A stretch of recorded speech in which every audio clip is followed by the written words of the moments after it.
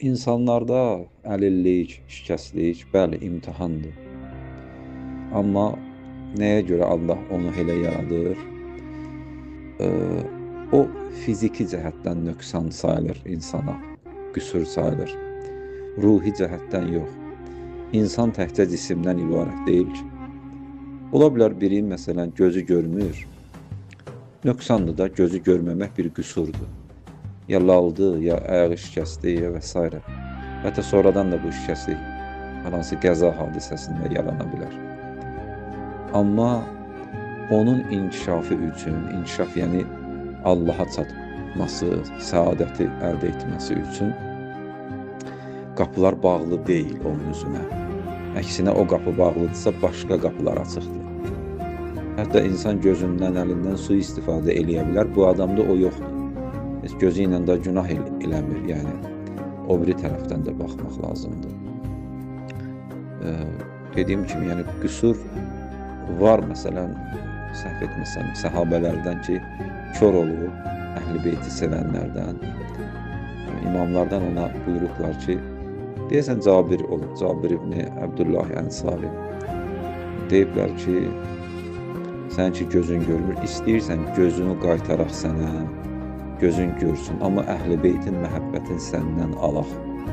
O da deyib ki, yox, mən onu istəmirəm. Yəni Allah bir şey alıb, əvəzində ondan dəyərlisini verir. Bu da imtihandır, həmin şəxs üçün, başqaları üçündür. Heyvanlarda imtihan deyil. Çünki heyvanlar ixtiyar sahibi deyil axı insan kimi.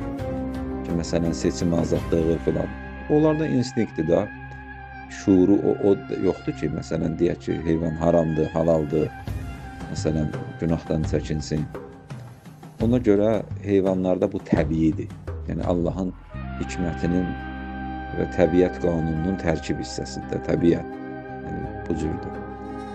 Və bir də heyvanların o şikəstliyi insan üçün imtihan ola bilər. Yəni heyvan şikəst yaradılır, görək insan ona rəhm eləyəcək ya yox.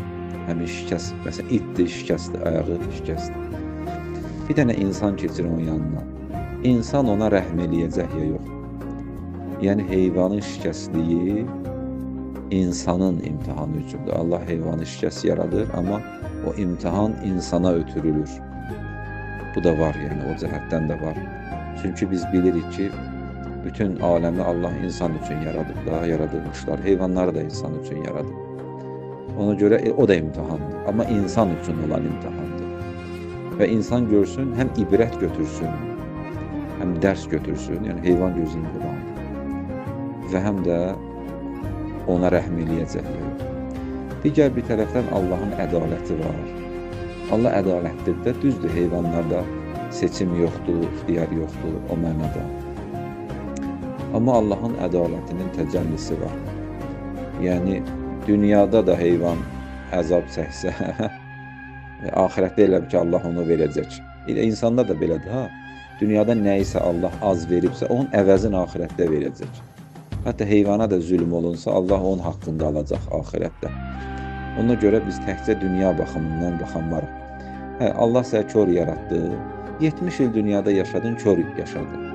Amma həyat 70 ildən ibarət deyil, həyat əbədiyyətdir. Və qalan hissəsi necə? Qalan hissəsi ola bilər, o birlər kör olsun, sənin gözün görsün. Ona görə o ahirəti də nəzərə almaq lazımdır da. Allah salamat eləsin.